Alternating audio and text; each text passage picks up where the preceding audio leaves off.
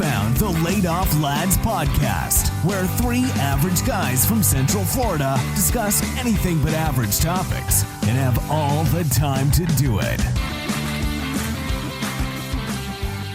Welcome to the Laid Off Lads podcast, this third edition of this podcast. Right now, as you should already know, it is. We also have three people that do this podcast. On the line with us is a Corona drinking with lime fellow by the name of Phil Ngari. Hey. And then we have the one of the most American, well-bearded gentlemen that I know, Mr. Chris Boyce. Dude, I am jealous of your beard. Because it's red, brown, shades of gray. Every color is represented. Full beard. Every color is represented. I feel like we have like the good transition of like beards going. Mine's not as full as I'd like it, but that's what I'm saying. Like, I want to see you try to grow it out, Ferris. No matter how patchy or shitty it looks, just try it. It is exactly that. It is. It's patchy. It's holy. I did try it last week for a bit and I couldn't do it. It got like itchy. I liked it. The girl doesn't like it. I'm just like, it's not me. Like you tried it during quarantine. I know I did a stash. I can pull off one hell of a stash. Like I can pull off a proper 80s cop / porn star stash. Like I know like that I can do, but a beard, I can't grow it like right in like this region. I can grow it here, but it's spotty, doesn't come in full. So I'm resigned to the fact that I can't grow up a. Can you do handlebar? Can you get to the handlebar? Oh, I could. Yeah. The curly one. The curly one. Yeah. If I allowed it to, yeah, I 100% could get to. If we allowed it to, yeah. Could you do it by the? No, it's not. No. It's not we. It's if. I'm gonna start with the one that probably matters the most. If the girl approves it, damn it, good. Then it's me. Then it's you guys. That's the order. Can we make that our next bet though? Yes. By pod number 7, we want the stash. You can make it that far. There has to be terms for. I can't grow it that fast. Not a handlebar that fast. That's true. Maybe if we're still doing this pod a year from now, and I do lose a bet, then I have a year to grow a handlebar stash. So we got to make the bet now for the payoff. But it has to be a proper bet that kind of just, we can't just like force the bet like along the course of the pod. Like had we bet last week that, what was it? When the bomb was dropped for Hiroshima, had we bet that's a proper bet in the midst of, yeah, correct. Which thank you guys for paying up. That was nice. Yeah. I gave you extra, fool. You did. Yes. You did. There was a tip. Just a tip. Just for a second, just to see how it feels. Yep. Nice. Ouch, you're on my hair. Anyways, wow. Hey, this is the Laid Off Lads podcast. Thank you all very, very much. Right now, we are only on YouTube, and we are still awaiting iTunes. But to be honest with everybody out there, I'm not too upset. Why? Because I'm going to take full blame on this. Our audio has not been the best. That is something that we are working towards. If you can't tell, or you'll be able to tell when you watch this, we do have some new mics that shouldn't pick up background noise as much, and we're using a different platform for the video conferencing of this. So hopefully it sounds better. We will continue to improve, and I sincerely apologize to everybody out there. This is stuff that I should have researched more when we started this, and it's kind of a learning process. So thank you all for just your patience and understanding with that. And I promise you, we will become more, I wouldn't say more professional because that's really not us, but we'll become more suitable for your ears, whether you are in the car, at the gym, at work, wherever you're at. So thank you all. Why do I feel like you're apologizing? Like you just took like performance enhancing drugs. He's working on accountability. No, because nobody apologizes for taking them. I would have just plain denied it. You'd have been like, hey, Ferris, Armstrong did. Does the sound? He denied it for years. Are you kidding me? Yeah, but in the end, he apologized it. Did you not watch the 30 because he was caught? Oh, no, actually, we are at the end because I'm tired of having bad audio. But yeah, he scammed everybody. And well, here's the thing about Lance Armstrong. If we can go off on this for a hot second, he also went after all of those that accused him of it. But he raised money for cancer. Just denied it. Say what? He raised a ton of money for cancer. He did raise, yes, he did. But then he was also ruthless in going after those that accused him of it. And in the end, they were right. So in the end, him lying about it, cheating, doing everything he did, but as a result of that, making a ton of money for cancer, was it worth it? We'll save that for a topic on a future pod, because that is a good topic that we could definitely get into.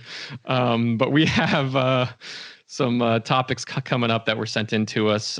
Thank you all. Like I said, we have recorded all of those, and we'll kind of go through all of that, and we'll put something out here soon to get some more topics. But the first segment on the pod is the classifieds. We're 3 episodes in, so hopefully you know what this is, but we're all ate it off. We all get weird job opportunities. We all get not weird job opportunities, but we all get weird, you know, whether it's ZipRecruiter or Indeed or whatever's being sent to you. Hey, you're good for this job. You're good for that job. And we'll usually just bring it up, or if somebody will send us in a job, we'll talk about it and why we think we're good for it, why we think that, you know, we are good through it, through the form of like a personal mission statement. But what the one that we're going to discuss today is Phil and I were at Starbucks earlier in the week. We were like soccer momming it up in the middle of the day with our Starbucks, sitting at a table doing work on our computers, on our phones, and a job that Phil looked up. He was reading them out, and he was looking. What were you looking for? You looking for like jobs over in England that were associated with soccer? I was just looking for soccer jobs in general, and ones for like Manchester United popped up and Liverpool FC. And yeah, I mean, I was just open for anything, looking for something that would catch my interest. And yeah, I was just reading them out to you. Yeah, but what was the one that we both kind of like, I was trying to do something on my laptop and you said it, and I looked up at you and you went, what the hell is this job? This is the strategy intern one? No, it wasn't the strategy intern one. It was the emotional. Oh, the emotional support coordinator or something like that. Yes. I kid you not. Yeah. I actually forgot about that. When you were asking me about the jobs, I was like, which one did I reach out to you for? But I forgot about that one. Yeah. There was actually like an emotional support coordinator job there, to where he and I both just looked at each other like, what the hell does this entail?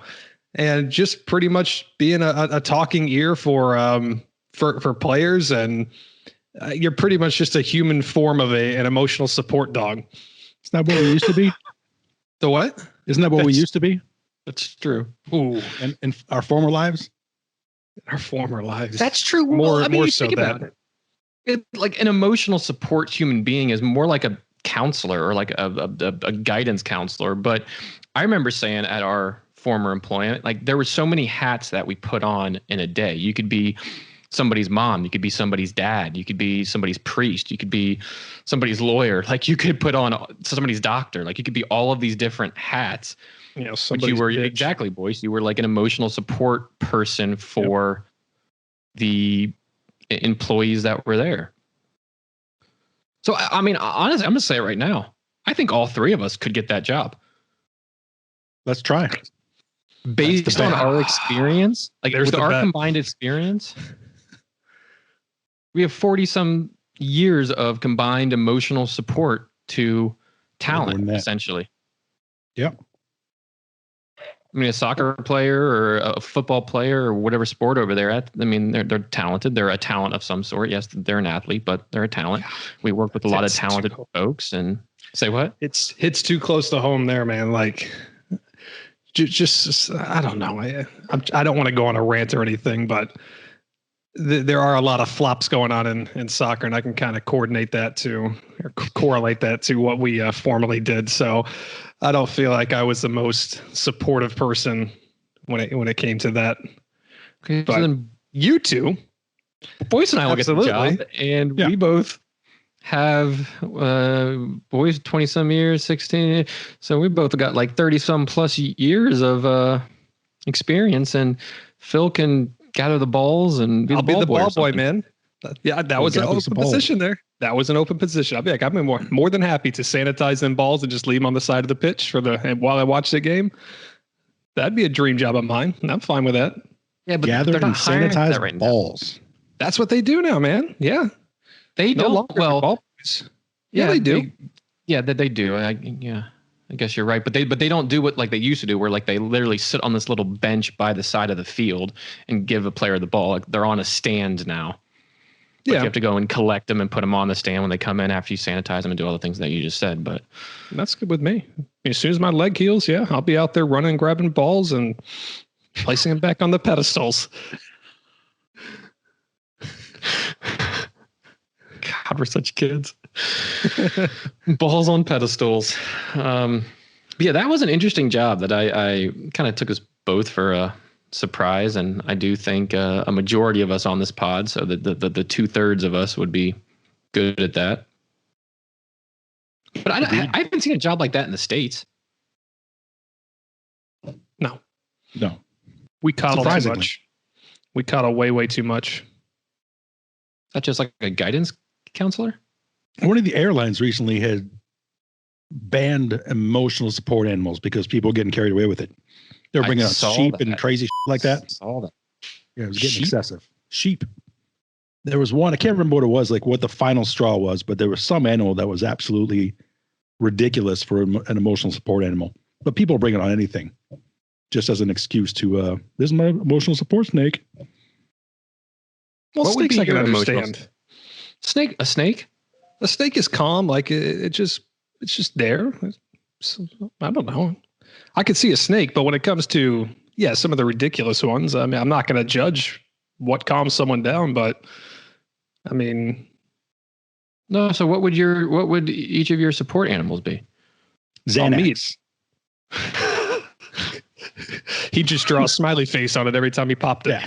He put some ears on it. Pop it. Boom. Have a little collar and leash with it. Yep. And me, I'm a sucker for dogs. I would always choose a dog 100%. And I think that's an actual fact that they can calm you down. They can bring you out of anything. They sense things. I love dogs.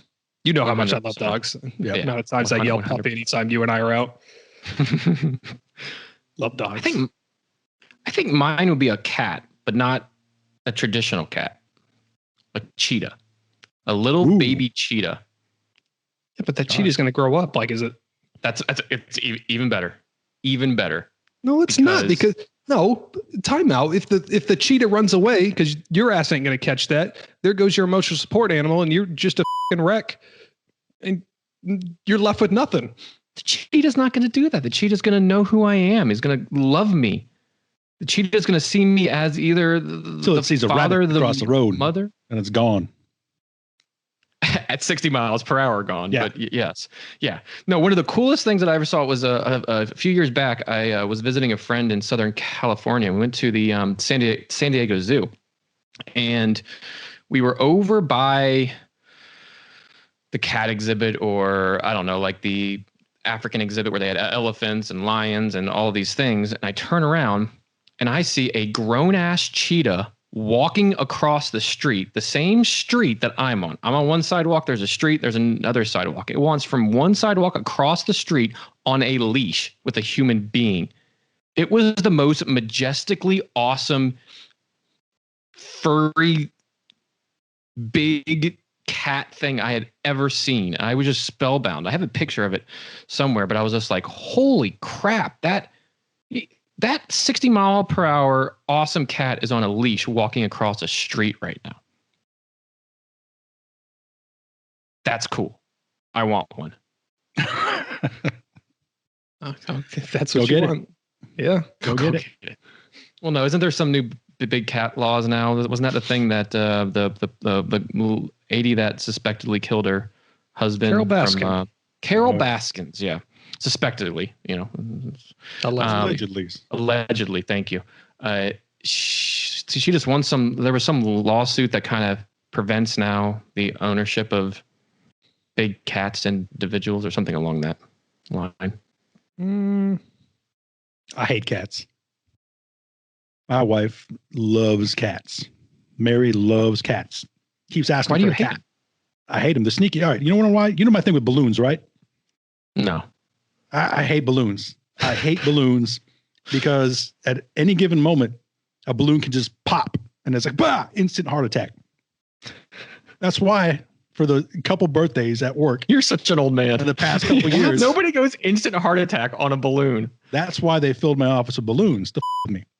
So it was a huge thing to where everybody knew I hated balloons. So they would put balloons in my office, inflate them to the max, because that's the worst. Because you just don't know. There's an anxiety of knowing that any given moment that thing will burst.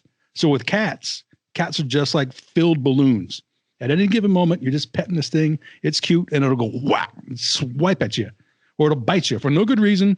Out of the blue, you're in this nice comfort zone where you relax, emotional support cat. I'm feeling good. I'm feeling calm. All of a sudden, swack! It swipes at you, and you're just like, holy shit. You're not wrong. You're startled. It's just like you a balloon. are not wrong. And I hate balloons, and I hate cats. That's why they're called scaredy cats. Or that term, or whatever. Can you imagine a cheetah doing that, though? Sitting there with your pet, so that thing goes ape and just Scaredy cheetah claws off your face. Hate cats. And you can't do anything because you can't, like, hide. You certainly can't run because that thing will outrun the hell out of you. Yep. Interesting. Nonetheless, that was an interesting job that we kind of stumbled across this week that kind of took both of our, or kind of caught both of our attention to it. And we're like, what in the heck is that? Moving on. We got 2 topics for you today. Actual topics, not rants and mind topics that we just happen to throw out there.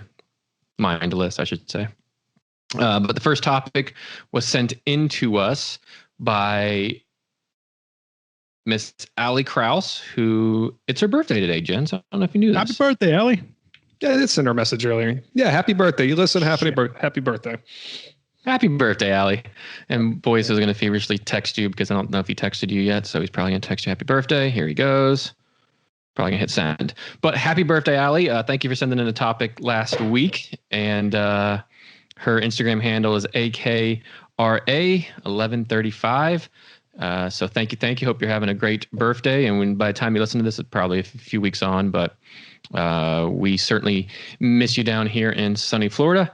But her topic, gents, was a specific one geared towards a specific person.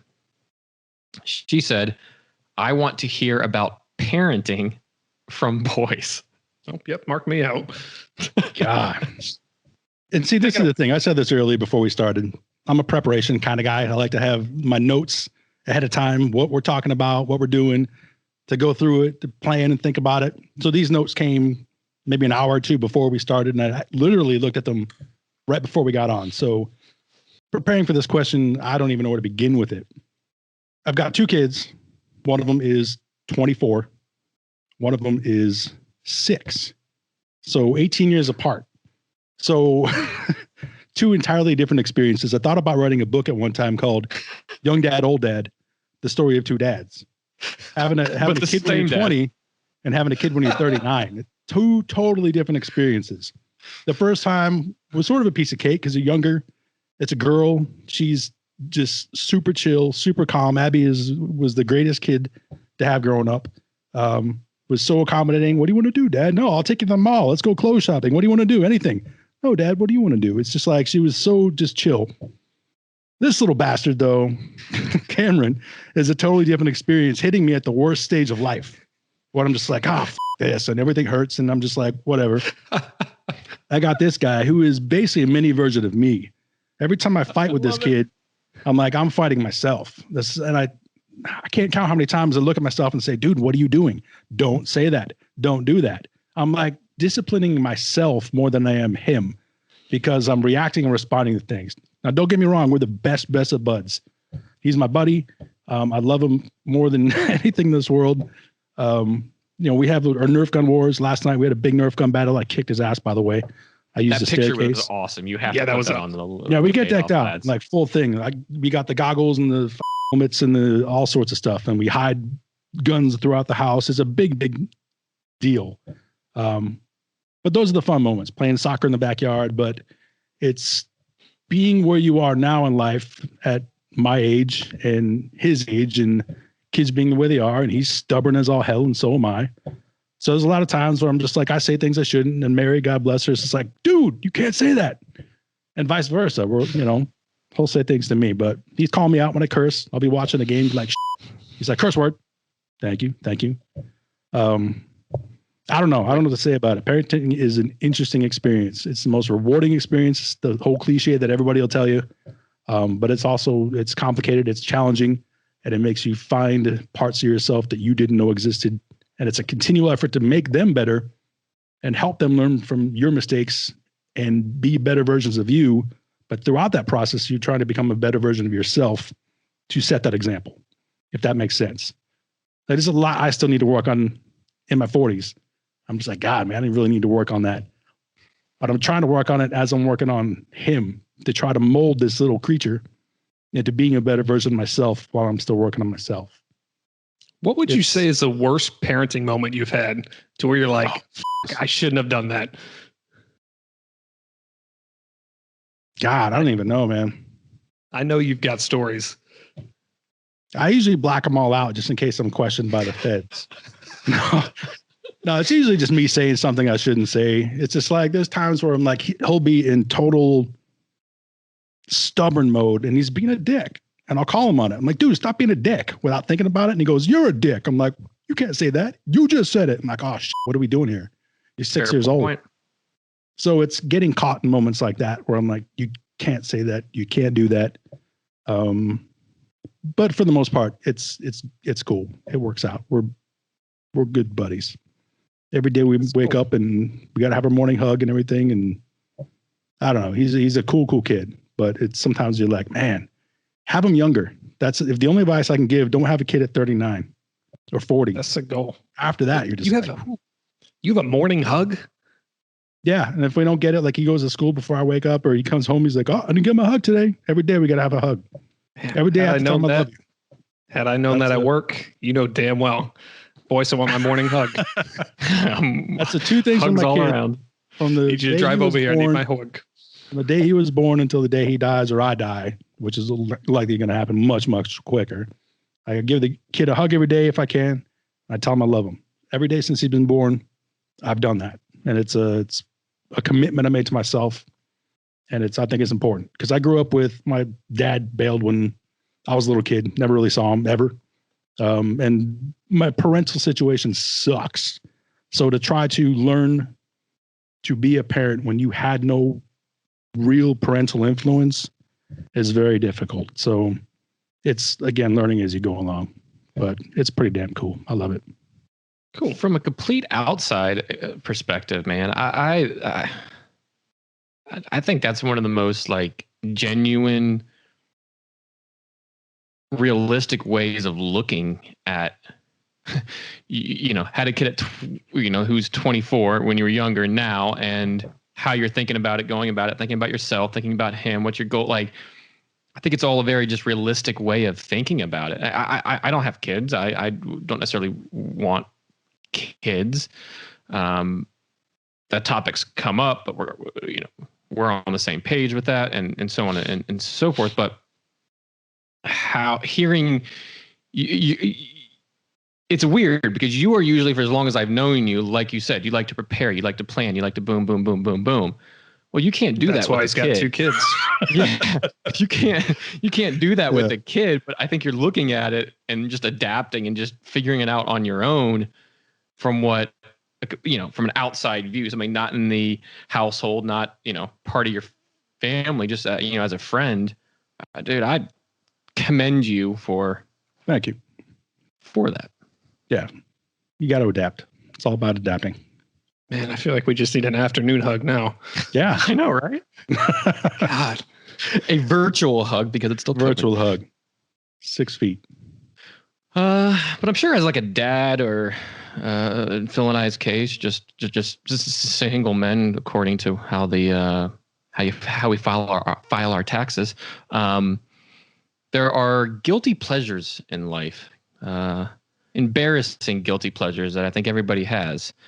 And this kind of takes us on to our second topic of the pod, which was sent in to us by Ariana Horvath via Instagram.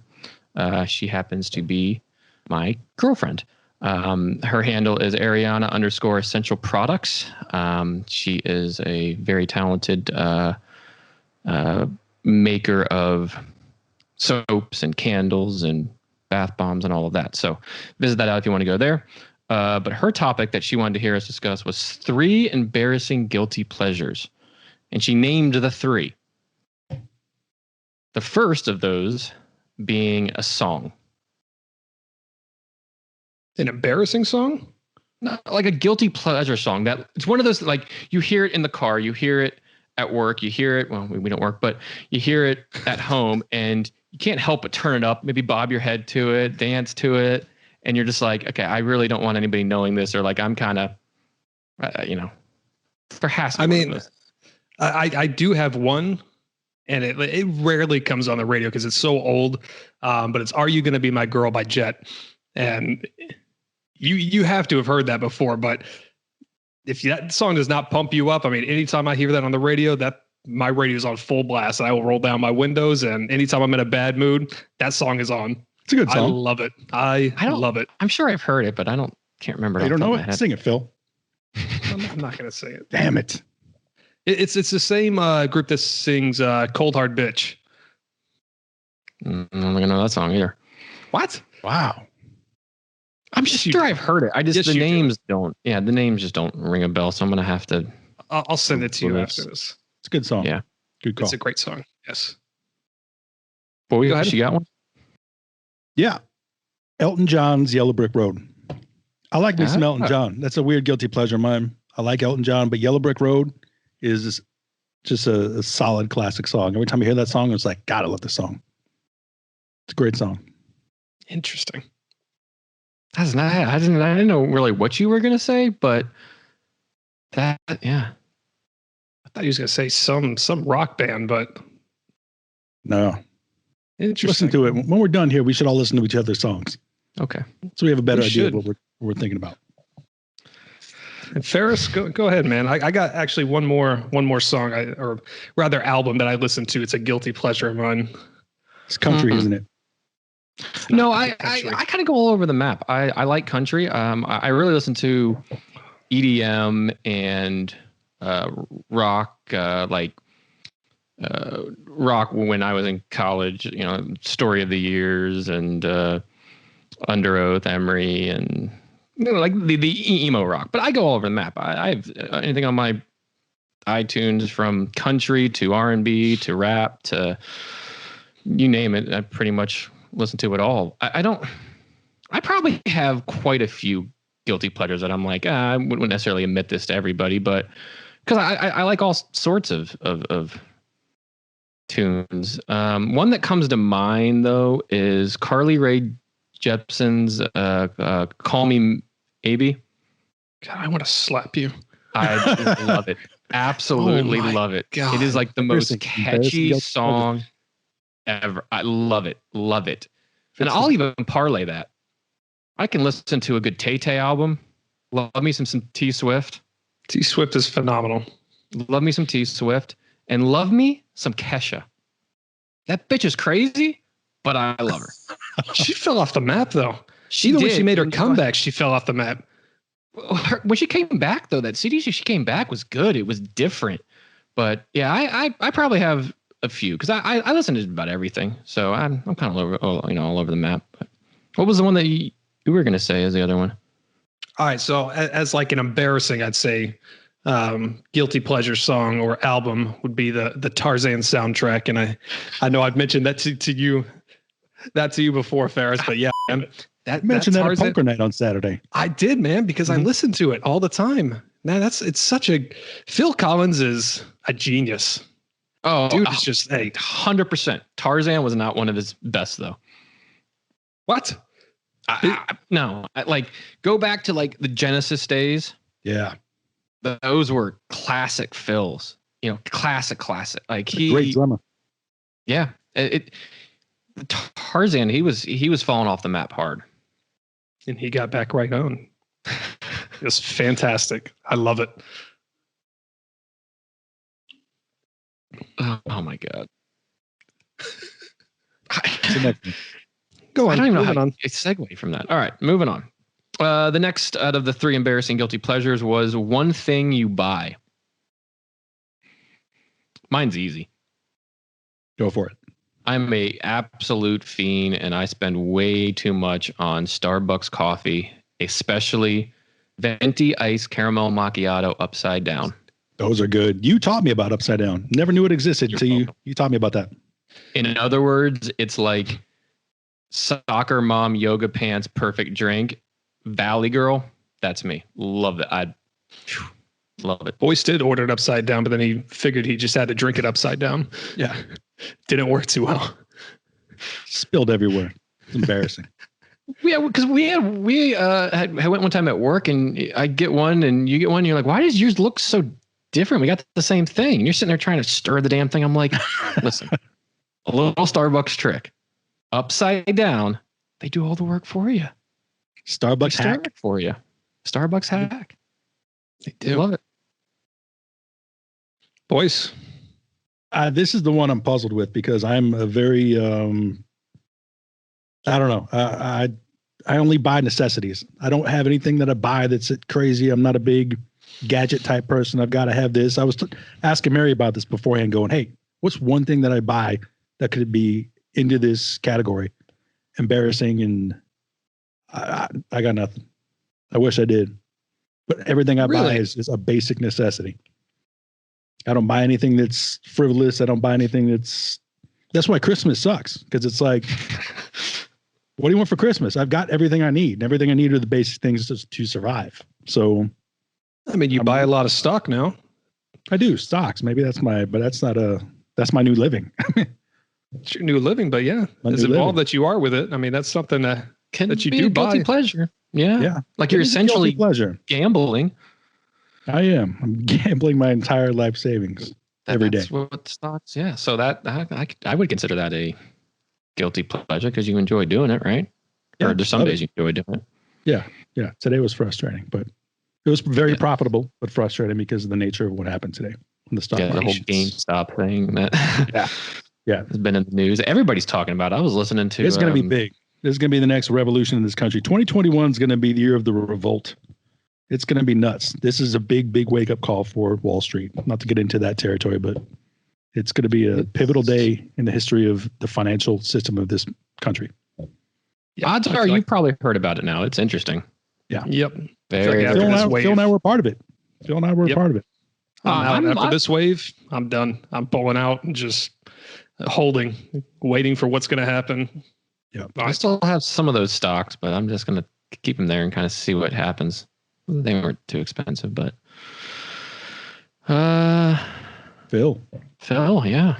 You've got to have some. Man, I do buy female hair products. I don't. I'm cutting my hair soon. Thank you. Like it's coming. I like it.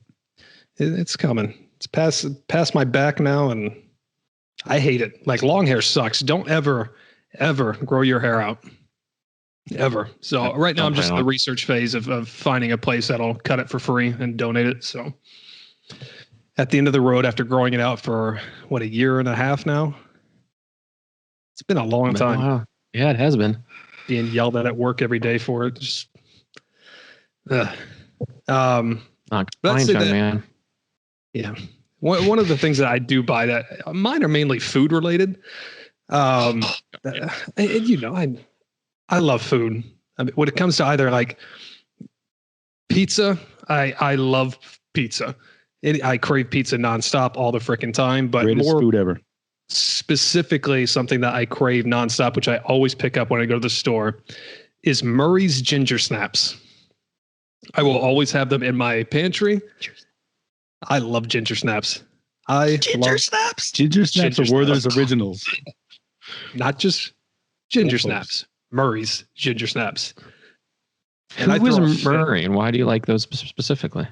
No clue. I just love them. Do you dip them in milk? Brown bag. I dip them in milk. Mm. Are you talking about the cookie? That's what ginger snaps are. Yeah, it's a cookie. Sorry, I was thinking they're a little like candy thing that literally tastes like raw ginger. I don't know what those are called, but those are terrible. No, they're like ginger cookies. Okay. They come in a brown bag. Yeah. They're right next to the frosted animal crackers. at Publix, bottom shelf, always to the right. I can tell you exactly where they are in every store. Love them. You do have a lot of guilty pleasures with food. I love food. Like you go to Taco Bell more than a college student does. Like Says a guy who went twice this week. You're telling me. I hate myself. I feel like such a bad person after I go. I hadn't gone to a Taco Bell in probably 5 years up until this past year.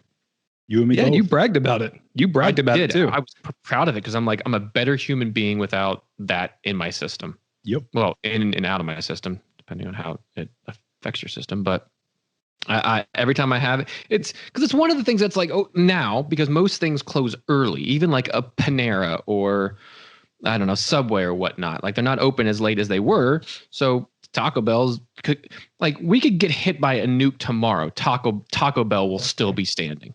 You could still get yourself a shitty ass taco from Taco Bell. Well, because those ingredients would survive. 100%. Yeah. I went to the Taco Bell Cantina in Vegas. Love it. I think they just opened the one here too. The one that sells alcohol, and you can get yourself a margarita. It's not a margarita, but what are the Baja Blast? You can get a frozen Baja Blast, but you can get it with any liquor that you want in it. You get the whiskey in there or the rum. Oh, and it comes in like a 2 foot tall cup. Oh God. I had one of them in Taco Bell Vegas. is a guilty pleasure. Mm-hmm. I hadn't had Taco Bell in probably 15 to 20 years prior to this year. Mary gets it for the boys occasionally. I'm like, no, I'm not. No. So one time I was starving and I caved. I'm just like, you know what? Let me give this a shot. And my God, it was delicious. I might have ordered the right thing at the right time, but I was just like blown away. It was amazing. It was amazing. I haven't reordered it since because I know better, but it's so bad for you. It was good. It's actually probably not bad for you. It's actually probably better than most of like the fast food chains, but it's just, you feel like crap after eating it. Oh, you do. I hate it. And I just had it like 2 hours ago, and yeah, I feel like Taco Bell and Corona don't really mix well. No, it does not. All right, the last of the 3 embarrassing guilty pleasures. One activity. I got it. Go ahead. Oh, okay. All right, Raise his hand first. It's a movie that I watch. Okay. That I've seen probably at least 20 times. Anytime it's on, if it's on TV, doesn't matter where it is in it, I'm going to watch it. That movie is The Devil Wears Prada. Ooh. A lot of people share that. Love that movie. Yeah, a lot of people share that. I may have seen it more than, it's in my top 3 of movies I've seen in terms of the number of times I've seen it by far. I don't know what it is, but every time I see it, I'm hooked. Is that why you always would throw your coat at me when you walk? Yes. If I have a coat and I'm walking into a room, I'm throwing it at somebody. He just kept calling me Emily. I didn't know why. Love it. Brilliant. It's a great movie. It's a great movie. Yeah, there's a lot of people that share a lot of on the male side of things that definitely share Mean that. Girls. Mean Girls would be a close second. You know what? I've never, up until 2020, I had not seen that. Interesting. In quarantine, I was even given a DVD by one of a former employee, and it just sat there for ages. What? During quarantine, the girl was like, "You gotta see it. Like you're sitting down, you're watching it," and it was very good. I'm kind of sad that I didn't. I now realize a lot of the references that she did and other people did. I'm like, oh, okay, that's where this came from. That makes sense. And it was better than I had thought it was. So it was good. Show wise, guys remember on MTV Laguna Beach? I've heard of it. Never watched it. That show? I refuse to watch it. Love it. I loved it. I was hooked. It was great. It's kind of like The Bachelor for me now, or The Bachelorette. Stupid ass show. But it is stupid. It is. Yeah. You kind of have to watch it. You just have to watch it. But I think the guilty pleasure I can think of that's like an activity is, and Phil can relate to this, and Boyce knows, but anything soccer. Like, I am a season ticket holder to both the Pride and Orlando City. Even though I've never been to a Manchester United match, and we tried to go this past year, I'm an official member of the club. I watch it. I go to it. I play it. Do a podcast about it. It just like I'm a fiend for it, and it was something that my mom tried to get me to go that route as a kid. Like, not as a kid, but in high school. But I was so into basketball at the time and played American football that soccer wasn't what it is now and where it's kind of starting to go. And I just never really got into it. And somewhere in college, I just got on the train, and it was around the time that the owners of the Bucks bought Manchester United, and I was looking for a team, and boom, there it was. You get that question a lot as a tall person. Do you play basketball? Oh, every freaking day. Whole bunch. Oh my gosh, all the time. And I did, but I'm not enough now, or not. That's not how I make a living, unfortunately. Got a good friend of mine who's 6'7". Patrick lives out in LA. Eventually got to the point where he bought a t-shirt that said, "No, I don't play basketball." And just started wearing that around. He got the question so often because he's so tall. There's a bunch of those shirts you can probably like, "No, I don't play basketball." The air is the same up here as it is down there. There's probably a whole bunch. Phil? I'd say an activity that I do. Lately I don't really do much, but I would say lately the activity I do is just the stupid sports betting. I've been yes. That is something I'm involved in pretty much daily. And now you got me hooked on the NBA. I mean, daily fantasy stuff, FanDuel, DraftKings. Man, you can make some money off of it. But that's just stuff that I like to gamble some money with, and it makes sports a little bit more enjoyable to watch. And, even teams that you're not a fan of, you still stay engaged, and kind of forces you to watch the game and take interest in it, and gives you something to cheer for. So that's just something I enjoy doing. And you got me into it, you bastard. Yeah, I'm sorry. But I know that I kind of have to. I can't go all in. I gotta reserve myself a bit, because I got into done it yet. Yeah, you're smart. Because in the college days, I got into the online poker, the party poker, and Poker Stars, and I spent way too much time and dollars, student loan money on party poker and Poker Stars, and I don't know if those sites are even around anymore. I know Poker Stars is, but it's all different now. It's all under laws and yada yada. But yeah, that was like, I know I can't go down that hole of just like continually doing it. So I'm a little bit more strategic, I guess, now in terms of what I bet. I do a couple NBA a week, a soccer here and there, and NFL. But yeah, that's definitely a guilty pleasure for sure. Yeah, I'm close to it. Every time you talk about it, I'm like, man, I got to do this because this is going to be. But the moment you win like $10, you're just like, oh, I can win the $100,000 prize next week. I've already had so much invested in the stock market. I'm like, that's enough gambling for me. I don't want to spread it. True. That's very, very true. That's how I am. I'm very careful with what I put in. Yeah. Yeah, I'm not putting in anything more than I can't afford. But, well, gents, those were interesting. Interesting. And thank you again to Allie for her first topic, mainly towards Boyce, and Boyce answered that in a very Boyce way. So thank you. It's a great way. It was a great way, yes. And to Ariana for her topic of the 3 embarrassing guilty pleasures. So thank you all very, very, very much. If you're looking where to find us, you can find us on Facebook, Instagram, and YouTube. And then we also thank you to Phil, just set up a website that we are working on. It's still in the works, but is that lateofflads.com? It is. Lovely. And it's Laid Off Lads on all of those. Just type in Facebook, Instagram, YouTube. We might expand out to some other things, but soon you'll be able to search Laid Off Lads on Apple Podcasts. We have, we got approved. It's just not showing up yet. Like I said, kind of a good thing that it hasn't, because our first two, and maybe even this one, we are still kind of working out the audio and just trying to figure it all out as first time potters, and how we do it remotely and still see each other and talk to each other and still engage each other is something that we wanted to do. So thank you for hanging in there, and thank you for following us. Thank you for your likes. Thank you for all the support.